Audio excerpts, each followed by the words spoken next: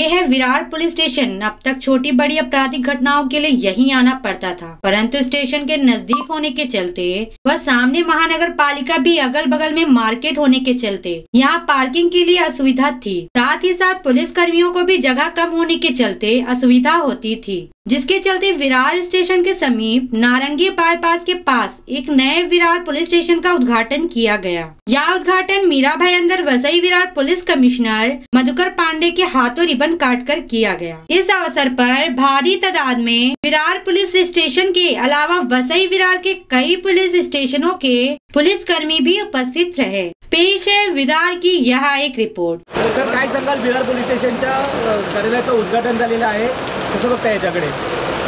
उद्घाटन झालेलं आहे, परंतु योगायोगाने जास्त पाऊस आता सुरू झालेला आहे, परंतु आपल्यासाठी फार आनंदाची बाब आहे।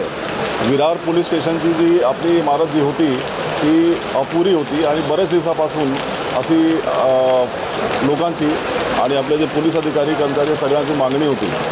त्यासाठी आपण एक DPTC मधून काही निधी घेतलेली आहे आणि विरार पोलीस स्टेशनचा अत्यंत चांगली वास्तू तिथे बांधली जाणार आहे।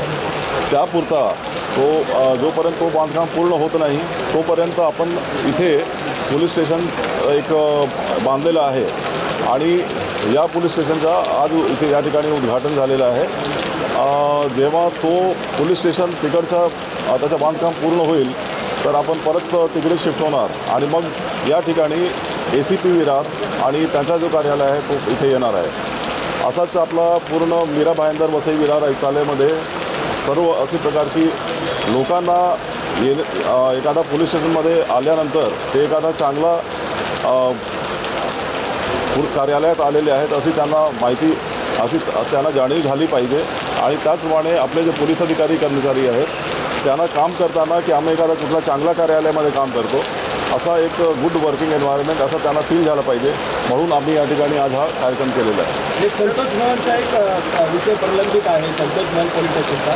संतोष भवन पोलीस स्टेशनचा आपण प्रस्ताव पाठवलेला आहे, त्याच्यामध्ये काही फेरी आलेली होती ती आपण परत केलेली आहे। मला असं वाटतं की या वर्षात संतोष भवन पोलीस स्टेशन सुरू होईल।